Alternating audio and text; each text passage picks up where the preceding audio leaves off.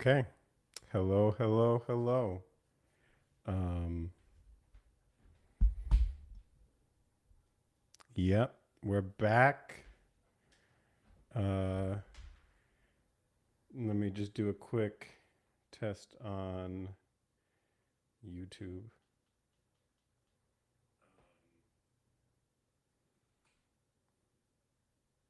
Yep, we're back. Okay. Sounds like we're good. Um, so I'm probably gonna shut this off at 6:30 ish because I am. I think I'll actually go dancing tonight. I've been in a big funk recently, and there's two-step lessons, um, and so I think I will do that. So, um, yeah, uh, maybe one of these Wednesdays. Oh, my hair. Maybe one of these Wednesdays I should um, go to uh, go to what do you call that? Pre-sanctified liturgy. I haven't been to one of those in years. But as for now, um, I am not going to. What can I say? I'm a bad Orthodox Christian. Um, so let's let's open up the layouts, share the screen. I don't think we need sound. So okay. So what are we going to do here? Um, 2026 March. What do you call this? The 4th.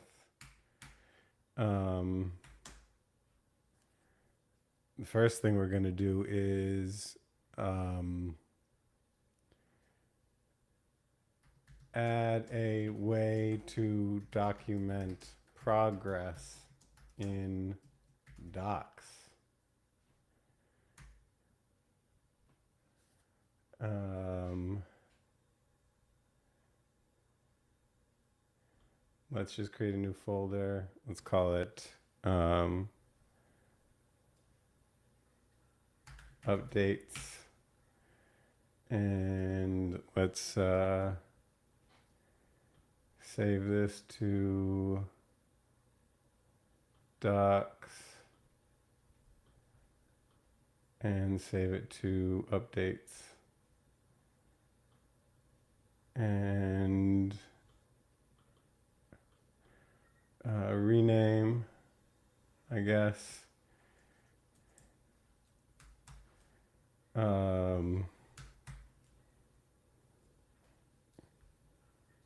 Workflow update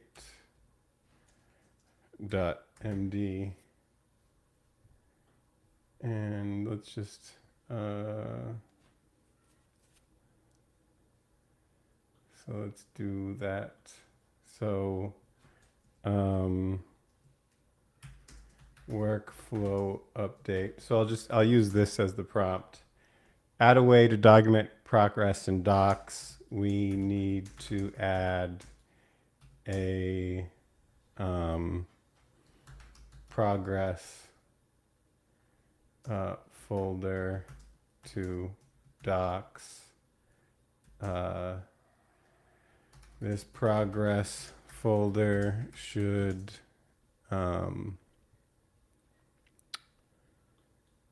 have this progress folder should have uh, f- um, uh, a document for each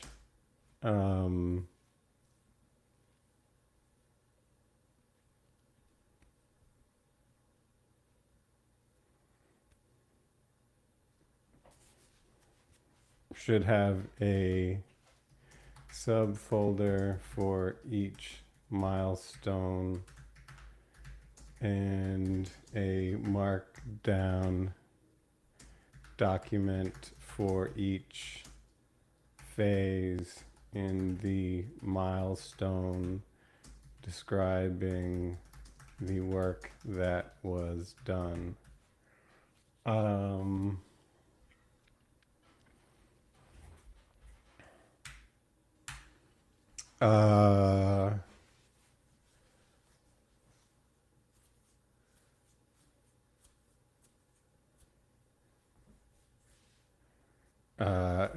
Add a planning folder to docs.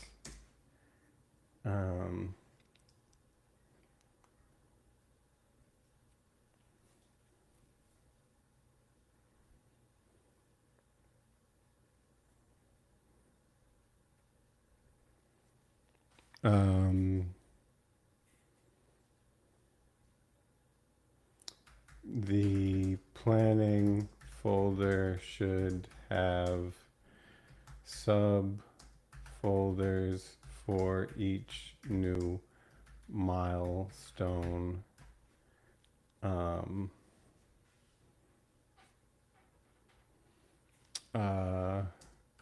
That we create. And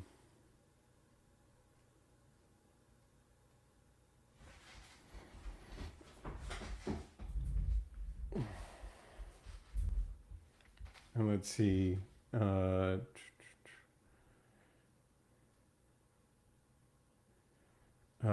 Each folder should match our existing naming structure in our milestones folder.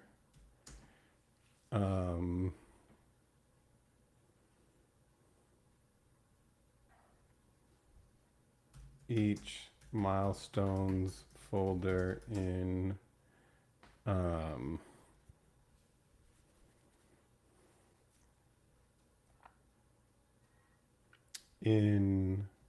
planning should contain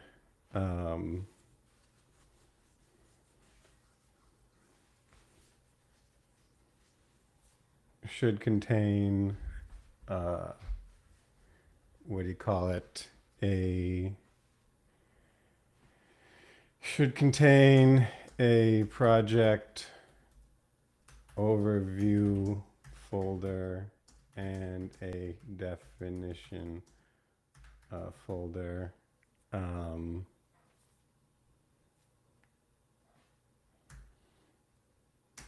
I would also like to move both the docs setup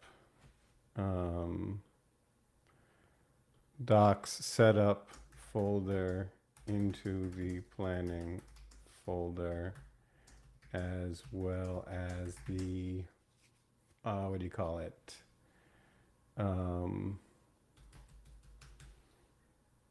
As well as the docs definition folder. For the docs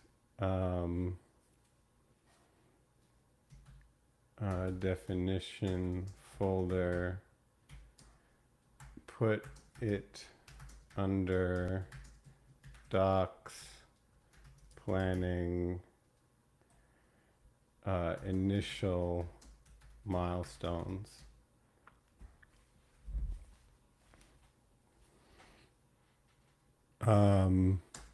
I would like feedback about whether it makes sense to what do you call this?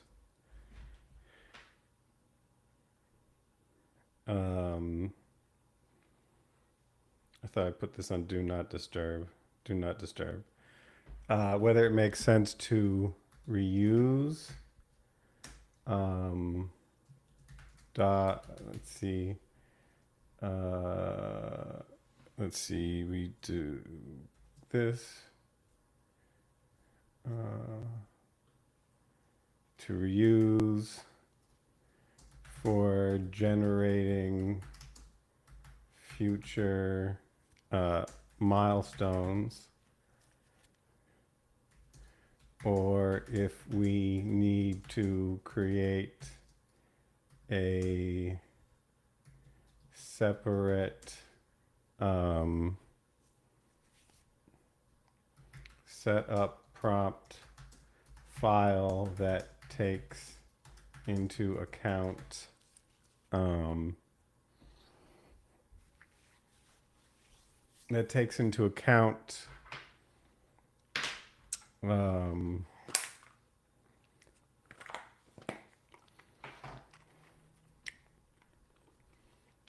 creating new milestones in a way that is parameterized so that it can be pointed at arbitrary new milestone plans.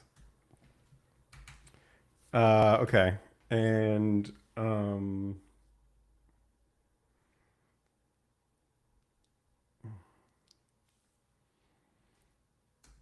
I would like to update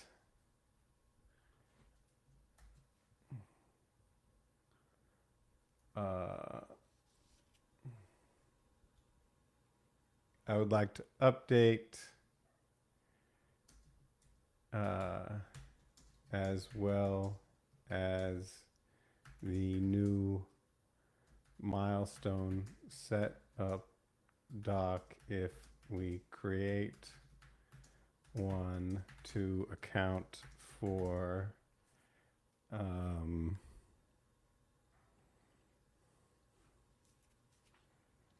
the changes that we are making here. What else? What else? Did I mentioned progress. As part of this effort, I would like to what would I like to do? What are we coding? What are we coding? We're coding interactive document, Ethan. Here's the link if you want to follow along. In about 14 minutes, I'm going to drop the link for audience participation for those that are interested. So look out for that. Okay. I would like you to look at the existing branches we have since they are named after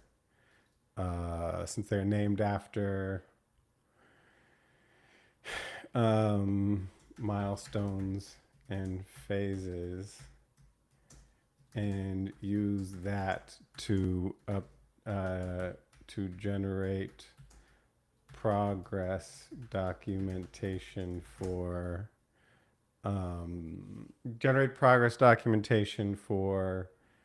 completed work. Okay. Was there anything else that was on my mind is what I'm trying to figure out right now.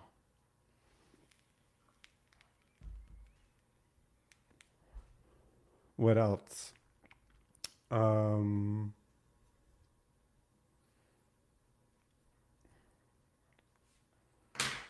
Uh, um, I think I wanted to update phases.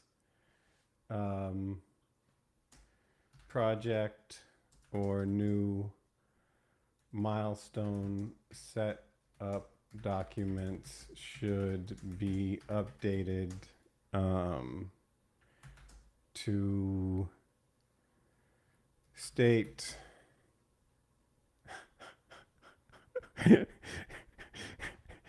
are you funny, Ethan? Um, I guess it depends on how funny you are. But sure, why not? Um, let's see. To include instructions to update, include instructions to include directions to add instructions to phase plans um,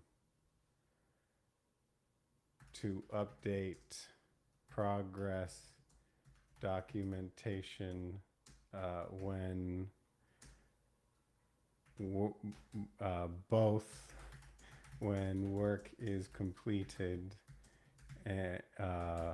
by the agent as well as a final pass after it has been reviewed and approved by the user.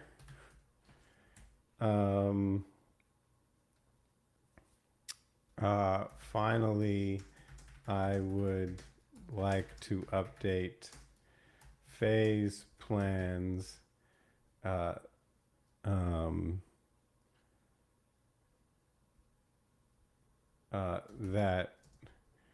are still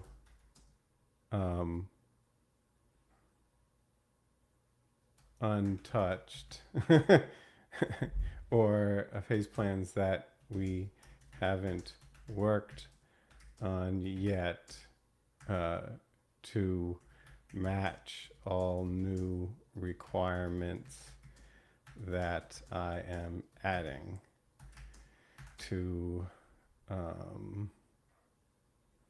the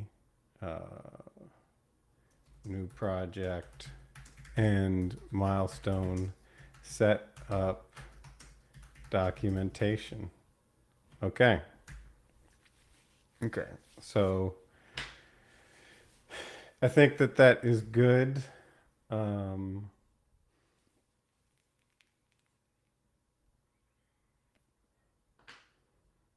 uh, okay. Slash backslash. Um, let's see.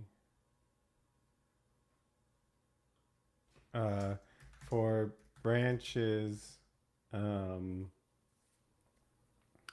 that are not related to milestones and phases, add a see docs docs progress miscellaneous. Is that how you spell miscellaneous? Uh,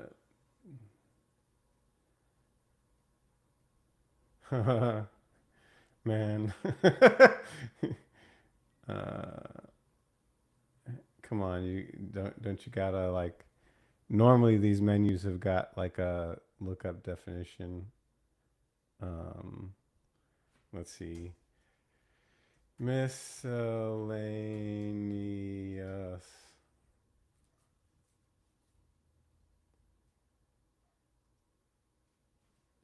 Miscellaneous. Two L's? Two L's. We got two L's. Miscellaneous. Okay. Um, I'm down with that. Miscellaneous. So um,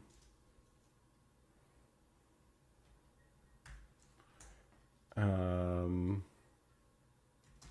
with the document name being related to the branch name. Okay. I think that's everything that was on my mind today.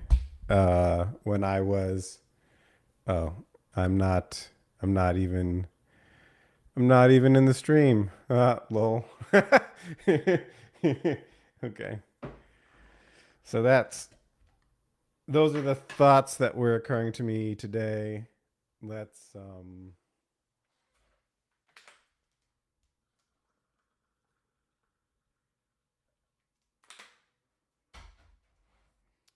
so the way I'm going to approach this is I'm going to add a new agent chat that's has no context consumed yet, and then I will um, um, I'll add one more thing. Um, I'm adding an updates folder for adding prompt documents to define updates like this. If it makes sense, we should uh, um, document that in our process somewhere. And I think I'll add one more thing. I would also like to add a readme MD to docs explaining the structure and the purpose of the included files and folders.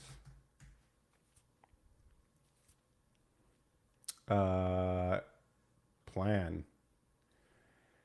And let's save, and let's discuss at workflow update and come up with a plan to address my thoughts,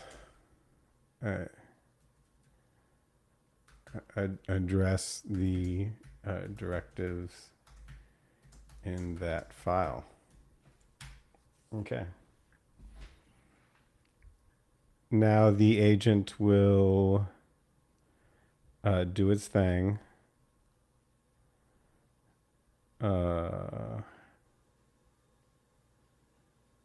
Outdoor water use is prohibited. Um, uh, uh,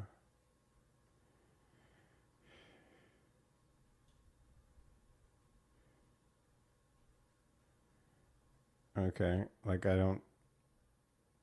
Why are we under water restrictions exactly? Like, it's about to rain. On God, it's about to rain. Like, what is that? What does that mean? Um, well, okay. Let's see. I'll add that link in a second. Let's review the plan that Cursor came up with. Docs.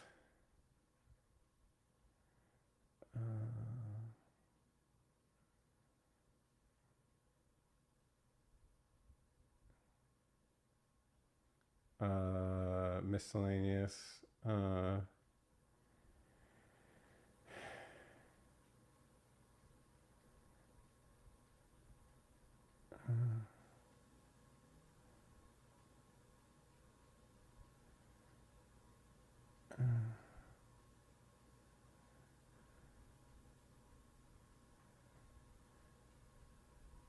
Okay, that is correct. Um, that is correct.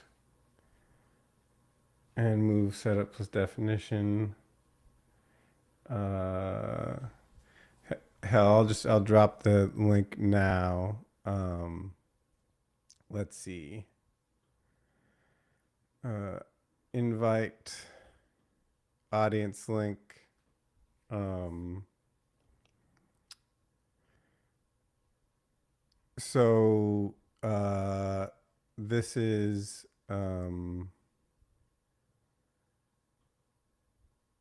this is not like StreamYard. Just FYI. I've been trying this out. But I popped out the window. The thing about Riverside, the thing about Rivers, the thing about Riverside is that um, it doesn't exactly put you into a waiting room immediately.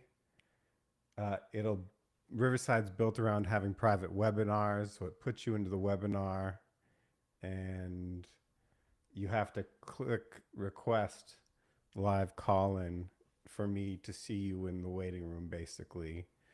Um, they also have guest links, which will hop you right on, which I'm trying to avoid using unless I'm doing an actual podcast interview. Um, but that's what's up with that. Um, well, I didn't want to pay $90 a month for StreamYard. This isn't like, I mean, I know I'm difficult in general, so that's fair criticism. Um, I'm not going to deny that.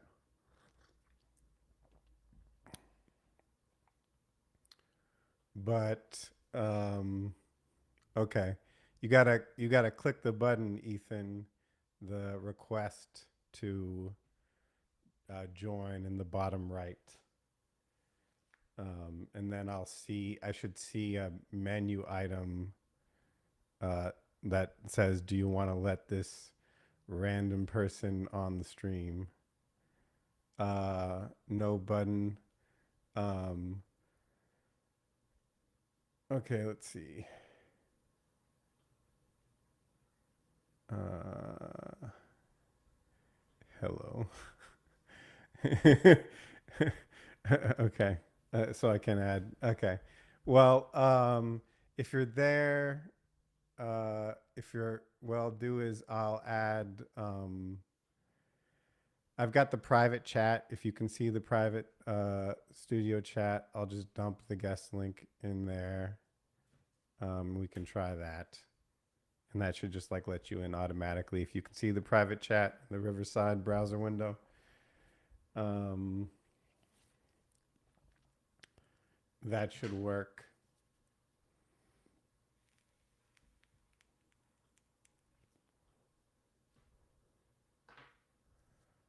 No private chat. Okay, let's see. So if I, okay, yeah, this is one thing about um, why I'm still like, I don't know if you can see, Ethan, like there's a chat button to open the chat, and there's a request live call in button here. If you're seeing this window, oh, you're on mobile. Okay. Yeah, that's the issue is like I StreamYard lets you stream um from a phone browser. Um uh the Riverside I don't think does. They've got a mobile app which is a whole pain in the ass. I don't know if it works from there. You might also try rotating your phone into landscape mode to see if that changes what's displayed in the browser. Um, So yeah, it's uh it's a total, I don't know. It's not ideal given that I'm used to StreamYard already, but that being said, um like my plan level is like only $40 a month compared to the 80 to get similar features, 80-ish to get similar features on StreamYard.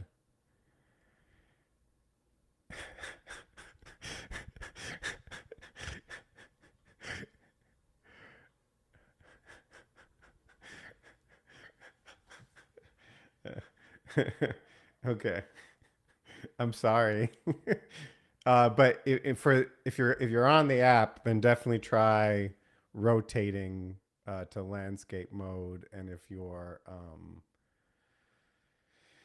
got your um, if you've got your display locked or whatever, what do they call that? If you got your orientation locked on like the iPhone, I don't know if Android has that stuff. I've never really used an Android. Then turn that off and rotate into landscape mode and see if that changes things. That's why I'm on trial with this to see if I'd rather switch over to StreamYard.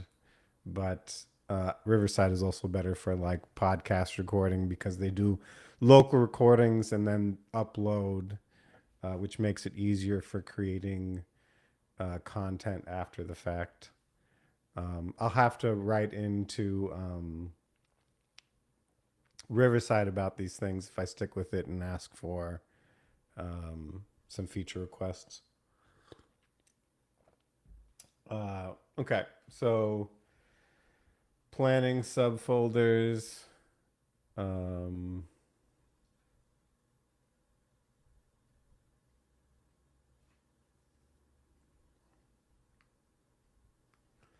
home for current docs, planning.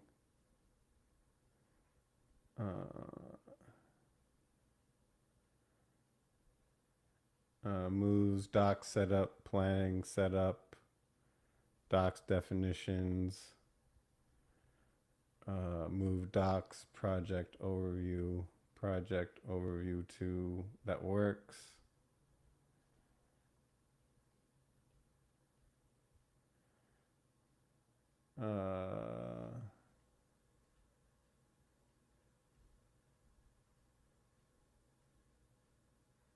Uh, reuse versus um,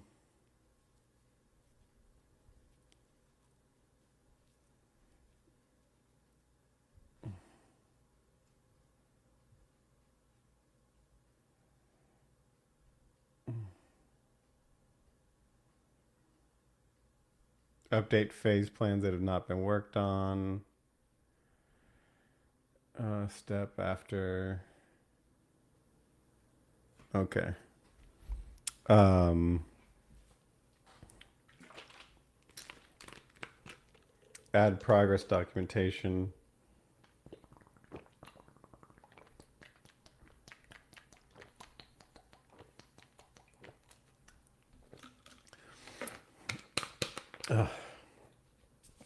Yeah, this is definitely a downside of Riverside is StreamYard has got better audience on ramping than Riverside does. But that has to do with Riverside deciding to be with Riverside. It's built in to use to do like private webinars. Okay. Um,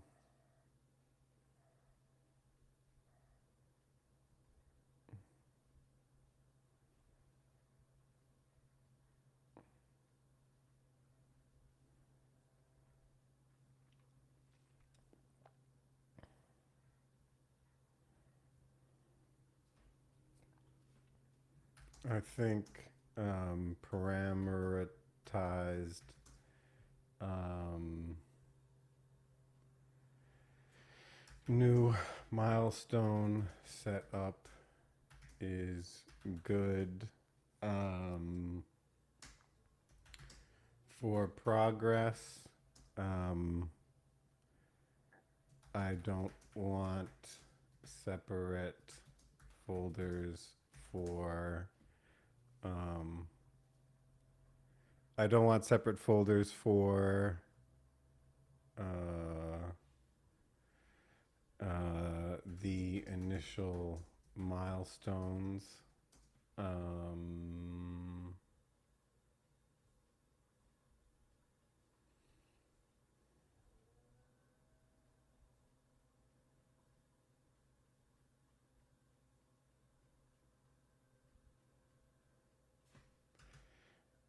just the single folder.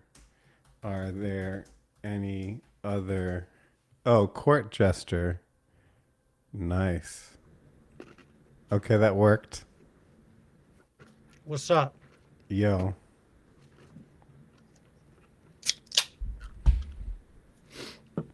So, what are you actually building? You said it's a document, but that's not an answer to what it is. Well, I'll show you. I think it's probably still running from the last iteration. Um, so let's just test,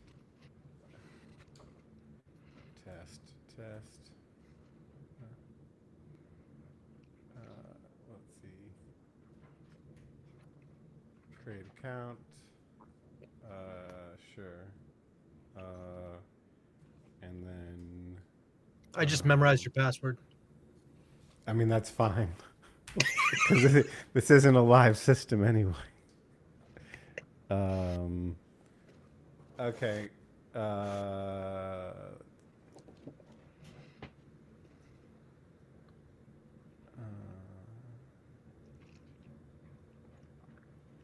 is it still? Yeah, I guess it is still running.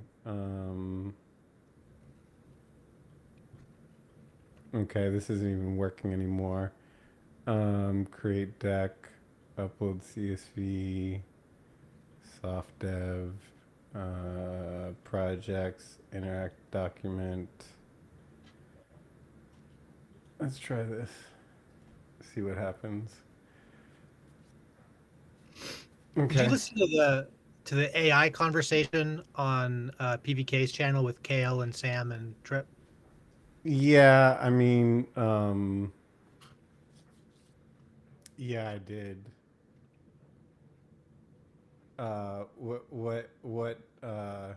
What specifically? Is there anything in specific you want to call my attention to? Well, I was just curious. Like, I don't mean this in like a rude way. I just felt like because Sam and Trip, I don't know how old you are. I think you're older than me. Because I'm 34, and I just was listening and I was thinking like this conversation is like already in the past. I don't I really don't mean that in a rude way. I just like I feel like the even what you're doing right now, I don't know what you're doing, but I'm watching you do it and I'm going like there's like the edge of the AI thing and then there's like the conversations that are mostly on the internet and they're like they feel like they're years apart. Does that make sense? Yeah. Well. Okay. So the first things first is um, there's not a whole lot of functionality in here yet.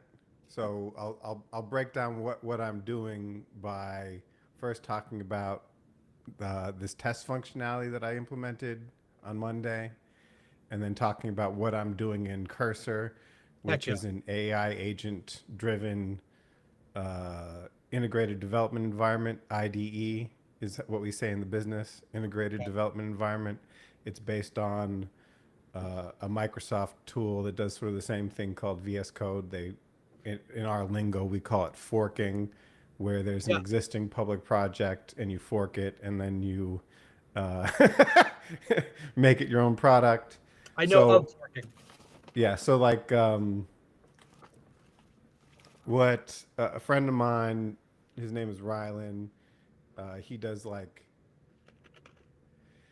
consulting that involves some development, but a lot of it's like data analytics or whatever. And he's interested in basically like a version of PowerPoint like PowerPoint slides, but they've got built-in charts that are interactive Yeah. where you can manipulate them and slice up the data live while you're looking at the document. Yep. Yeah. Yeah. So that's basically it. And it isn't working really good, but I showed that I could upload a CSV, a comma separated values file, which is for those on the stream not in the know. Um, that's basically where you download a spreadsheet and it formats it as values on a line that are separated by commas, and that line represents a row in the spreadsheet. And it's a common text format for passing around spreadsheet data, more or less. Like the Yeah. top line is names of the columns of the spreadsheet, and then each additional line is a row where the values are separated by commas. So I showed I could upload the CSV that goes into my Postgres database, which is right now hosted in a Docker container because I'm using Docker Compose, because I build things containerized first, because I, I, I, I try to set up my software project so that if I wanted to, I could deploy it to the cloud, though that's a layer of work in order to tell AWS how to take all this garbage I'm building and make it available for people to use on the web. And then this is not a really functional chart right here, but you can see the tooltips. So it's got some functionality, but I just wanted to, on Monday, I worked on implementing charting. And because most of what I've been doing is scaffolding, I haven't implemented robust user flows for like setting up a document and editing it and adding charts and all that stuff, so it doesn't exist. So I wanted a quick dev test of this. So this is just a static page. So that's that. So I'm still in the early stages of this project, but like I said, it's basically like something like Google Slides or PowerPoint, but more powerful. Yeah. And at some point, I'll add AI bullshit to it as well. You gonna sell it? Yeah, I mean, I could sell it, but I need to get it to the point where it's usable, and I can't really afford to host things permanently on AWS right now because Yeah. for the kind of cloud infrastructure I would want, which is bare bones, we're talking like probably 100, 150 a month, and I'm currently broke and jobless, more or less. You doing all right? No.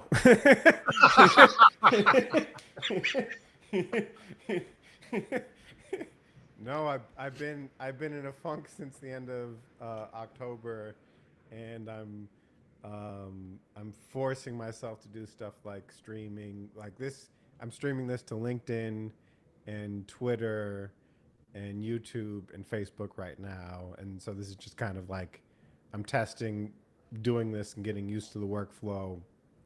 And I'm also using, like, LinkedIn is so dry Yeah. that a live stream gets me over a couple days 200, 300 impressions easily. Really? So it ups my discoverability and it demonstrates that I know something about what I'm talking about. Did I start So streaming to LinkedIn? it depends on what I would say. Only do it if it's specifically professionally related, like you do some particular thing, and so maybe that's Photoshop, maybe that's video editing, maybe it's software development, maybe it's project management. If you've got like something to show that's like related to stuff you do, Yeah. maybe Yeah. even if it's a hobby, you know, um, like if you were a music producer and you were like, this is how I would produce music for like uh, an offsite event for a company or something, you know, any as long as it has a professional angle and it's not entertainment and farting around, it'll make you look bad professionally. I think that would be fine. So Most of this what I do makes me look bad professionally. Okay. Well, I don't know what to tell you there. Um, So, so that's that stuff. What I'm doing now is, um, I don't know, I don't know if you've ever used GitHub, but I dropped this in the link to this in the live chat, yeah. and uh, I'll just drop it again for everybody if they want to see. This is the GitHub page for this. This hosts all the changes I've made in the code so far on the various branches I've worked on. Um, and in Docs, uh, Docs consists of um, all of my planning work that drives what the agent builds.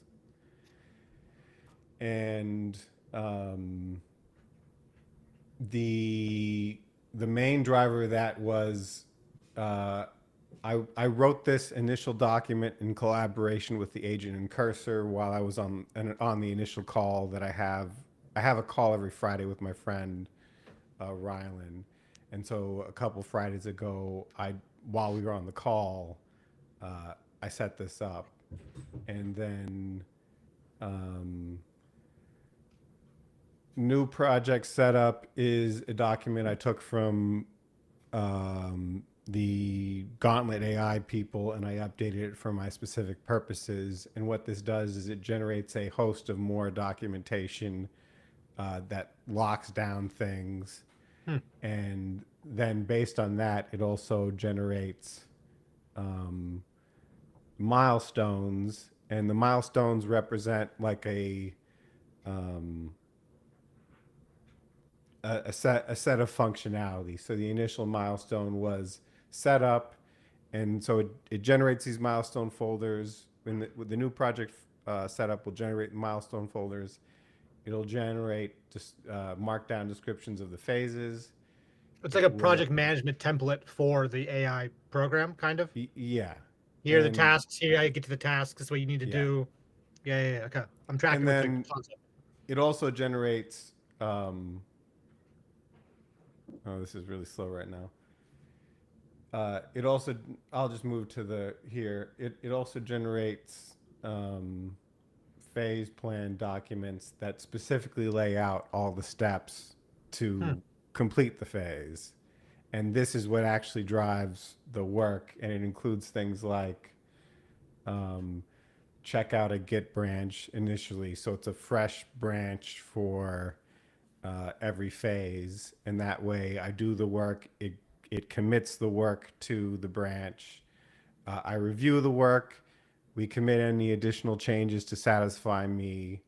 It gets pushed to GitHub. I create a pull request. I merge it to main, and then I move on to the next phase. And all that's that was encode to put this in the phase plans was encoded in new project setup, and then that those directives tell it to include that stuff as steps in the phase plans. Um, and there are various models that you can use. I don't. Uh, I just use Otto, which is usually going to be um, older models that don't do the so-called thinking nonsense, which spends more tokens. But with the Yeah. phase, using the plan mode in the phase plans, um, that constrains it enough that uh, like I don't particularly worry about one-shotting. Um, when I finally do get another job and I'm doing this professionally and they're spending a lot on tokens, and maybe I'm using autonomous agents that just connect to GitHub or whatever, and you assign them work, I'll have to adjust this workflow and how I review things. Yeah. But the current workflow is all hand holding. Now, circling back to um, the AI discussion PVK had, now that I've kind of run through everything, is there anything in particular that you want to call my attention to in that conversation? No, but I do want to ask you, like, uh, the last 48 hours or 36 hours, Jordan Hall has put some stuff online. Um, and he is talking about like the Mac Mini approach, which I think that's going to be then autonomous agents, multiple. Oh, well, I mean, I'm not, I can't say like I'm obsessively uh, following Jordan Hall's stuff, though he recognizes me when we see each other because we ran into each other in Tarpon Springs a couple years ago outside um, the Shrine to Saint Michael during the Symbolic World stuff, and then again at Midwestray. So he like recognizes me. I don't know if he knows who I am online, I mean, I and so I don't know. we've talked a bit about all sorts of stuff like this one on one. Um, the Mac Mini stuff is uh, someone someone a month ago made something called Claude Bot, Yes, which yeah, was yeah. based on and that created this whole trend. Um, How much does that to approach cost? Like you have to buy a Mac Mini, and then do you know uh, what the price is after you buy a Mac Mini? well, like the price is going to be the monetary cost. Uh, the monetary cost is the tokens. So depending upon what model you use, um, if your agent is doing a bunch of stuff, then you can spend outrageous amounts of money um, on the on running the model for the agent to make decisions. So there's no Um, way around tokens. no, I mean tokens is just how um, tokens is just how um, it's the unit of the text that costs you, and that how the model breaks down the text. And so when you get whenever it processes information, you're costing yourself tokens, and so you can set caps on that. Um, the non-monetary cost is your agent going and deleting all your whole inbox and stuff like that. Which is why it's on a Mac Mini, so it's a closed. Uh, yeah, but that doesn't help you if you give it access to your Gmail and you give it access to other things and you let it buy reserve restaurants and buy airline tickets for you. Well, that's not what I want it for. I mean, um, I mean, you know, I wouldn't necessarily recommend trying this out, but you know, and there are other ways than a Mac Mini. I would do a lot of research before jumping into it. Yeah, yeah. Well, that's why I'm asking it. Yeah. So, I mean, if you wanted to buy a Mac Mini, sure. And if you want to set up whatever Claude Bot is called, I would, you know, what I would recommend is uh, really researching how to keep that secure and how to put caps on token usage a day, and um, only adding capabilities one at a time. And basic security is like be very careful about like uh, just using other people's skill files for like Claude. If you're using Claude as well, skills are now being used by all the models, but Yeah. um, so whatever capabilities you allow it to do, um, you probably should. You can base those on external things, and you can use an agent like this, or Grok, or Chat GPT, or what Claude or whatever, Or and all of them. you can say like, I like these, I see these skills. Could you review them for what they do and for security, and then based on issues either not matching what I'm trying to do or being insecure, let's, you know, audit them and create versions that work for me that are secure. So you can use the agent to bootstrap agent capabilities, which is what I'm doing here, using it to generate the documentation and everything. Yeah. But I would do a lot of research on security and constraining um, token spend because uh, and, this isn't exactly the same thing. But when I was uh, a couple years into getting into web development over a decade ago, I was learning AWS and how to put stuff together on AWS. And I was trying to get my brother into the industry, so I would buy a bunch of beer, and he would come over for the weekend, and we would build stuff. And one month, I was surprised that I had like a $300 bill for a database that I wasn't using. So you don't want to end up in situations where you're spending $2,000 and you've got that you didn't want to, and you don't want to expose things like uh, your API keys to these models, because people will take those and they will do spend on them. And like I saw some screenshot of Reddit or something where someone woke up to an $80,000 bill from their stolen credentials. Um, are you convinced that we're going to see massive job loss soon? Um, yeah, but it's not because of AI. And I don't want to. I'm on LinkedIn, so I don't want to get too political. But there, there's just a lot of fake jobs out there, Yeah, and kind of, I have one of those. yeah, and kind of the base the base evidence for that is um, uh, Elon bought Twitter and then drastically reduced the company, and it's still running the head count. And so kind of and I think Kale and PVK, this came up, the Jack Dorsey blocks, Yeah. that's it's true that the people that they're keeping are doing stuff like what I'm doing here. And so they've got more leverage and they can move faster.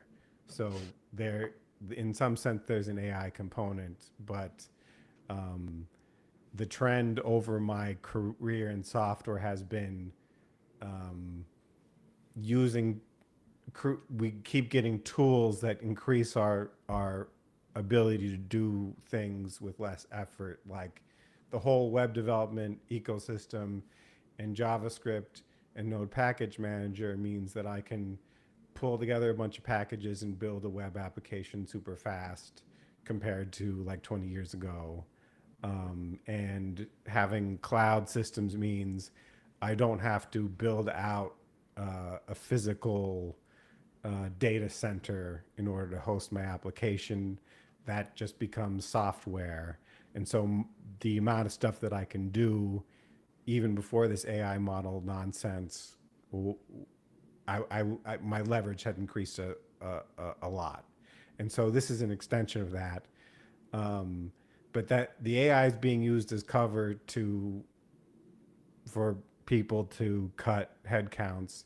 The other aspect of it is, I won't name the name of the company, but the company I was working that I ended my employment in May 2024, and that resulted in a cascade of issues, including that contributed to the divorce I went through and everything. Um, in in late 2021, my total restricted stock unit value, the stock was over $400, and my total shares were worth $500,000. And what I could have pulled out, what I could have sold at that point in like November, December, was like 90K. Granted, taxes would have been taken out or whatever, but it was within a year and a half. The stock dropped by more than half, Mm. and now the stock is The last I looked in the past couple days was it was hovering around $70. And the same reason housing prices got bid up mid lockdown COVID, people moving from California to Texas, New York to Florida. The same reason that got bid up is why the stock prices were bid up, which is money, borrowing money was cheap. And so that was inflating everything. And so someone comes from California, sure they had some equity in their house, but they're only on average they're bidding up housing prices in the Austin area based upon the mortgage that they can get, the loan that they can get, not their actual liquid capital.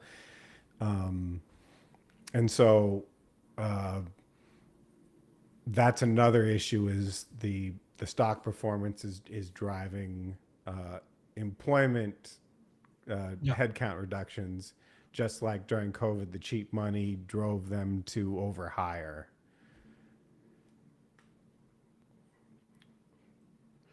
Yeah. I mean, I just like I'm looking at things and I'm going like, this is the skill to learn because it's like it's going to be used in everything. Like grocery stores are going to be doing this in some way. Like everything's going to be using AI. So if I can learn how to use AI, then it'll just be a useful skill for whatever's in my future.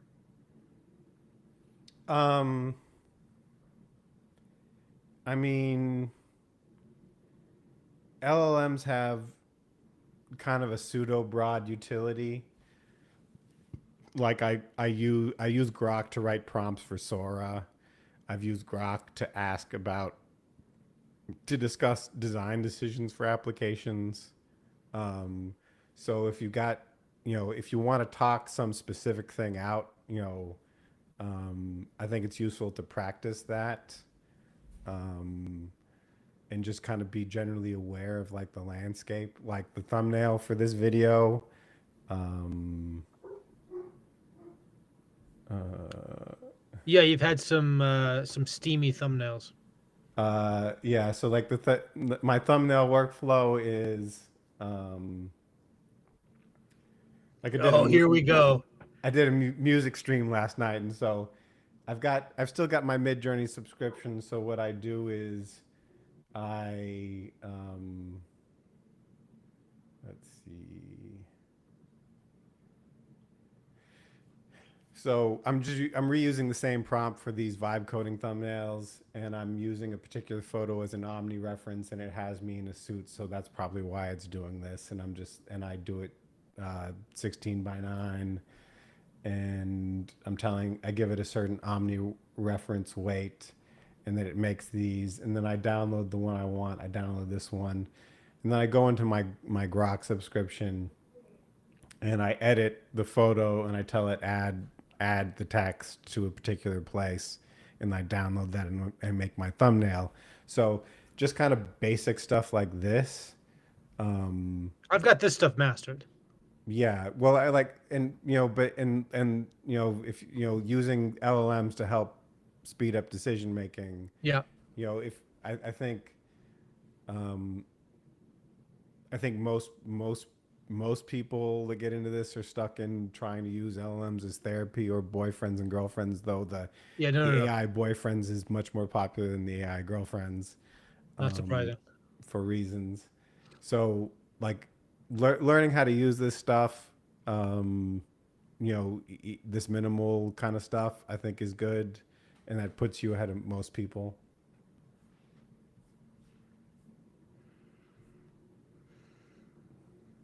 Well, I'm gonna be super interested to see how this goes for you, man. I hope that it goes well. I hope you can sell it and make some money, and be cool. It'd be cool to watch this. Yeah, I mean, I've been doing this stuff for over a year. Yeah. Um, so this is uh, short summary based on commits. So like I've got this stuff down, um, more or less though.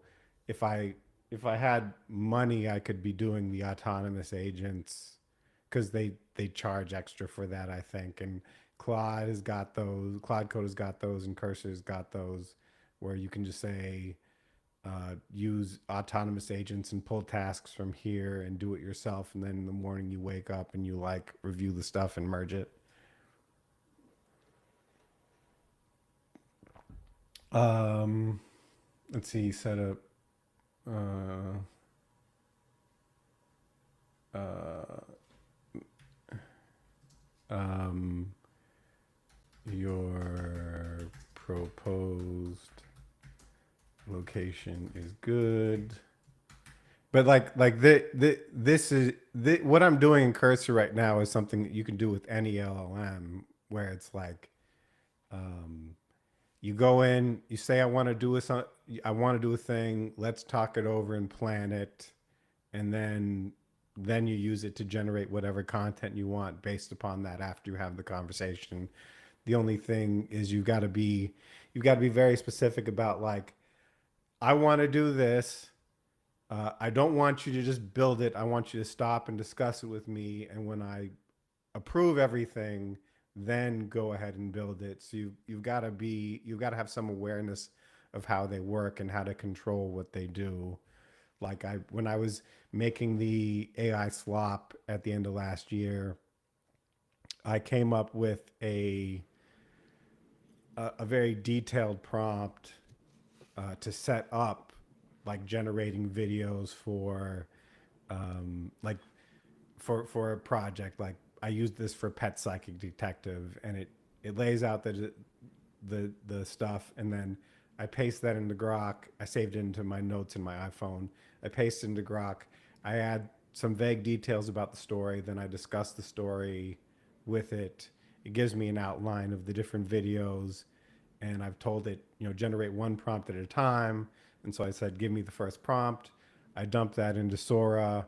I generate a couple different videos off of that prompt, so I've got options. I wait for that to clear out because I can only generate like 3 videos at a time in the free Sora, and then I ask Grok for the next prompt, and I go through that. So Yeah. finding things that you can practice the workflow on like that builds up the skill. All right, I gotta bounce, but thank you for letting me pester you, and blessings, brother. Look forward to hanging out again soon. Thanks. Talk to you soon, man. Okay.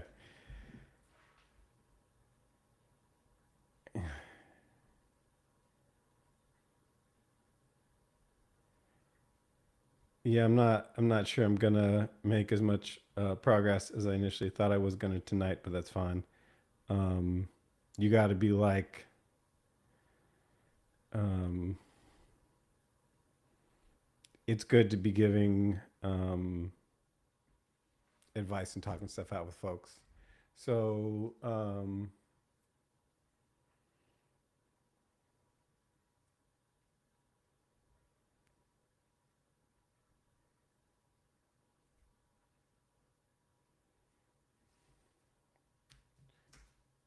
just the read me are one offs. Okay. So, I mean, I think best practices are write out what you want to do in a markdown file, then add that with some text to the agent in planning mode, discuss what you've proposed and iron out details, and then tell the agent to go build it.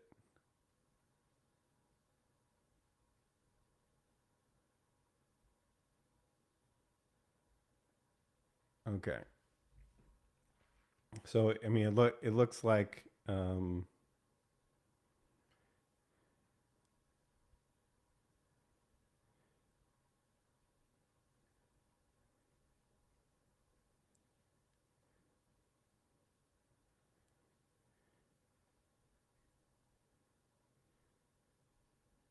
uh, so it's updating the plan.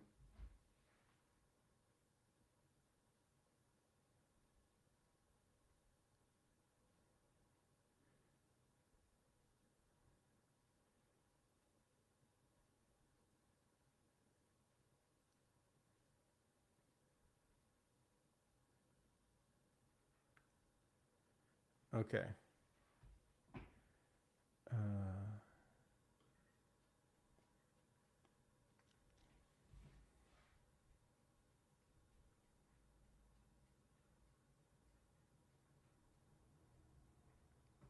Okay. So this is gonna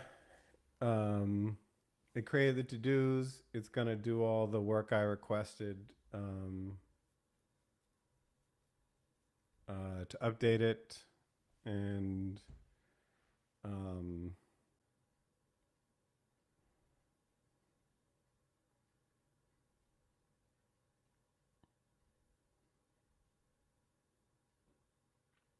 uh, okay. And then I guess I'll just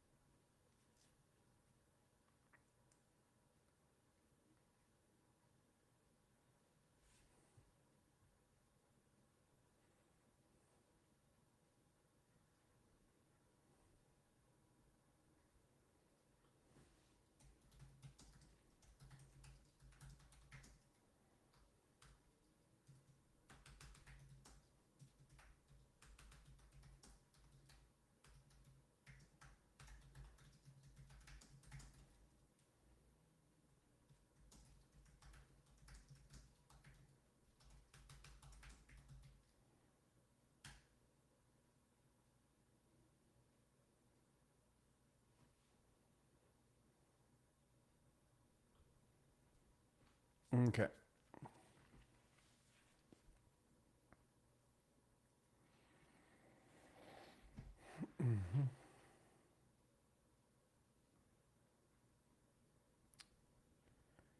So we're doing it.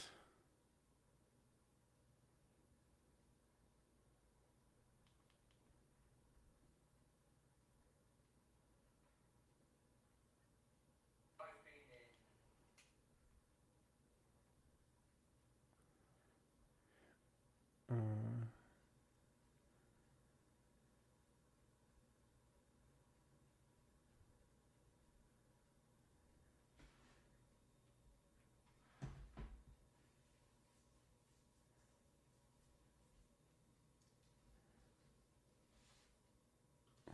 Git status.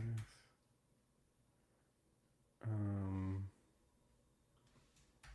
want to include phase plan updates.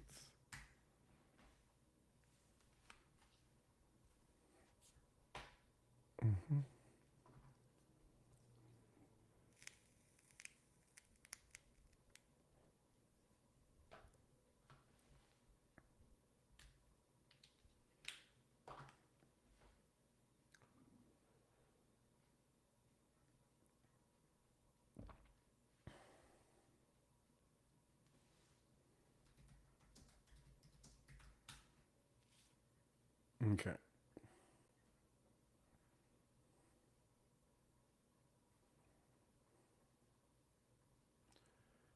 Let's see progress.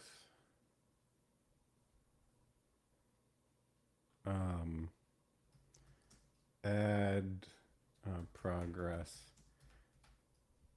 documentation for this work in the appropriate place. Add, commit, push that.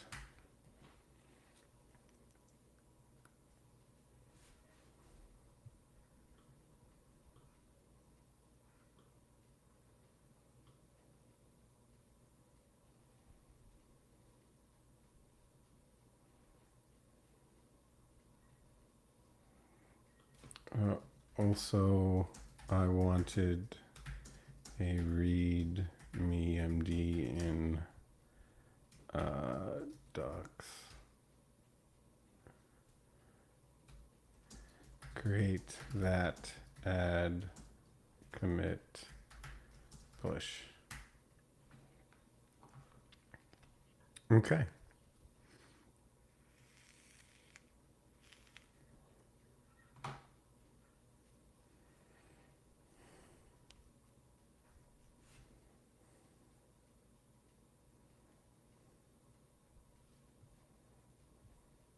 Okay. Uh,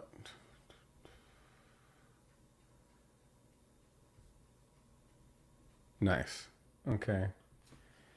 Git status. Let's see. Let's take a look.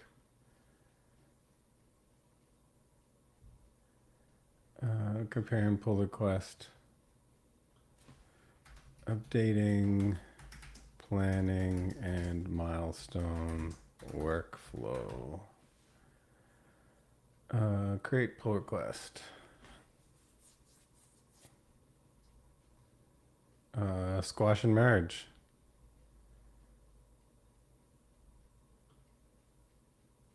Okay. So we've got our planning updated. If I look in docs, I see the README. So that's good. This will be something I can use for future projects. So I'm happy about that. Um,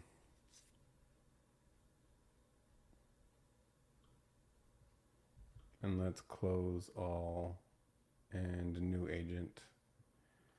And let's see. Um,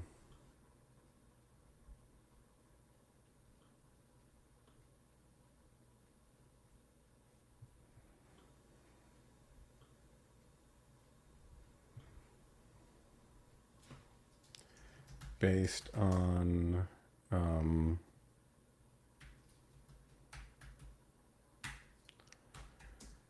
let's plan the next phase of work.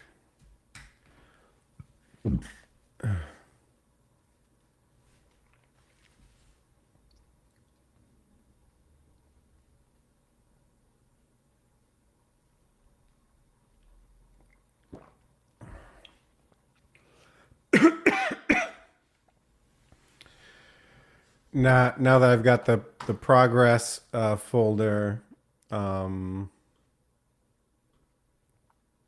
it should be easier to point a new agent at that, and you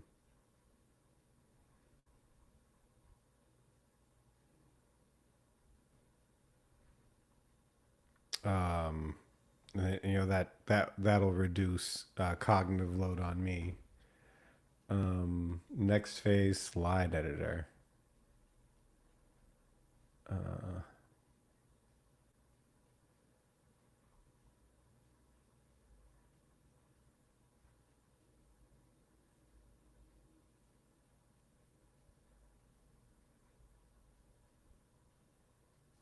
Um,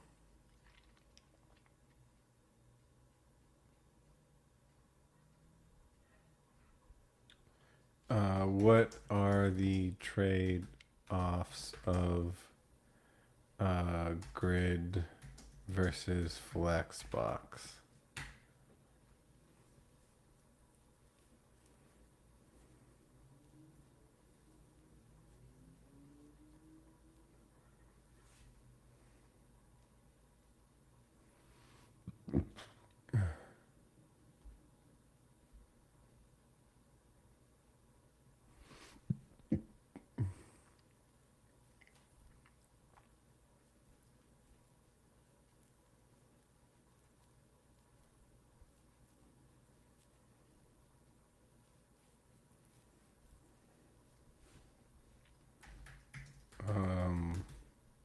Let's go with Flexbox for now.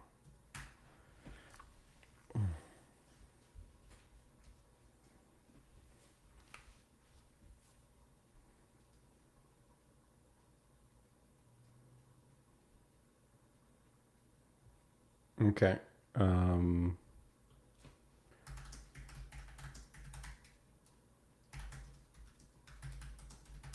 Let me make sure main is up to date, and let's build it.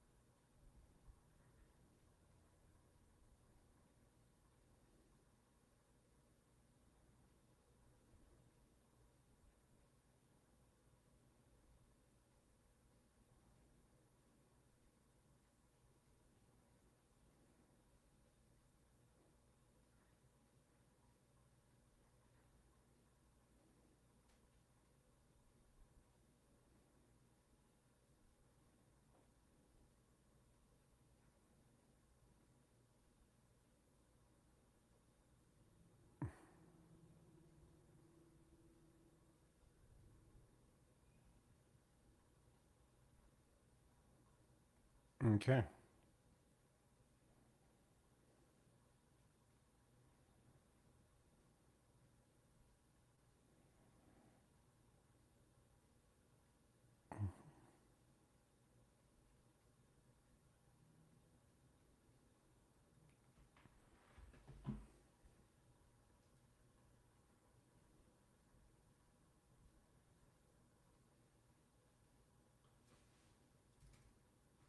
And we've got a new branch.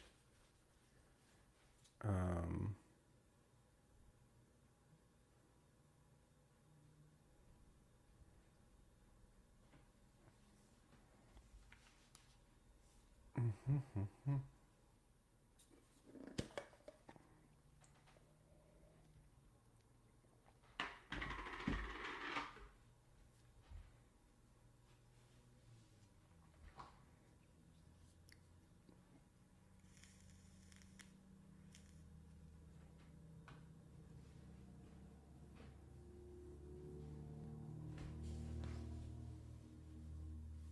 okay.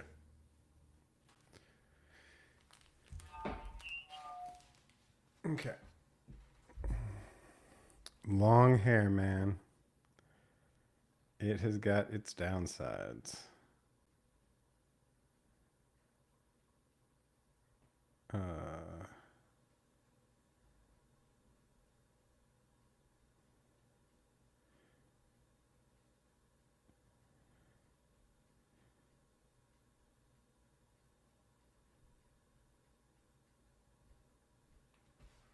okay.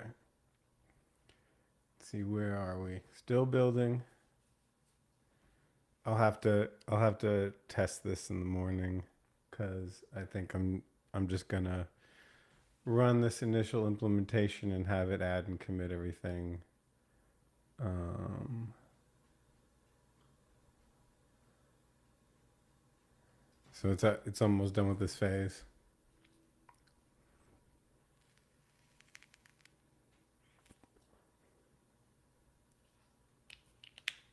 So one thing I learned today is the audience link works, but for people like in the online communities I'm in, we mostly use StreamYard.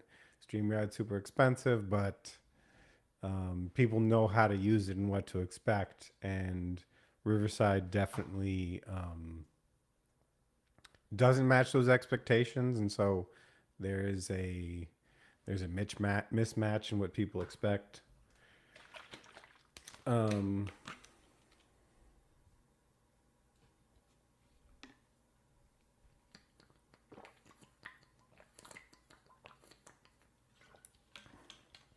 okay, so what I'm going to do right now is I'm just going to have it get status. Um, stop all containers. Delete. Rebuild images and restart Docker Compose so that it is ready to test. I will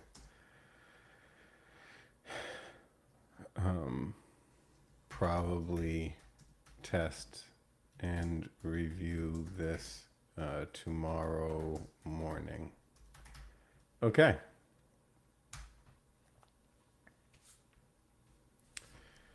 So I think that's all I'm gonna do for tonight. Um,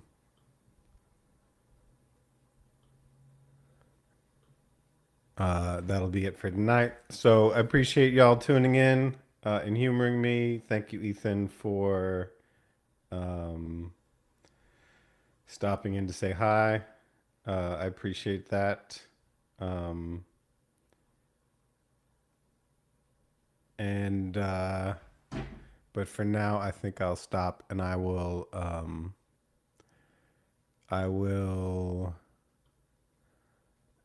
play out my silly little AI intro video to end the stream. So thanks everybody. Uh, probably do another one of these tomorrow afternoon, to try and test the work I just built and finish out milestone 2 and milestone 3, because I think I've worked out all the kinks that I've seen in my workflow. So I think I don't have to spend any more cycles on that. Until next time, peace out.